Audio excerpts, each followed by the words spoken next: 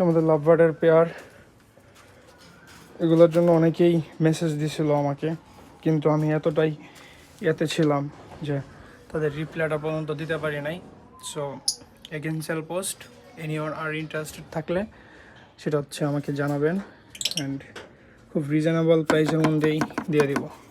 ওইটা হচ্ছে ডিম দিছিল, একবার পেয়ার হয়েছে, ওই বাসায় বিক্রি করছি বাচ্চাগুলা, আর তারপরে আবার ডিম দিছিল, ডিম আমি ফালাইয়া দিছি, কারণ আবার ডিম দিয়ে দিছে নাকি না, ওরা নেস্টিং ম্যাটেরিয়াল জমা করতেছে। আই হোপ আপনারা দেখতে পাচ্ছেন।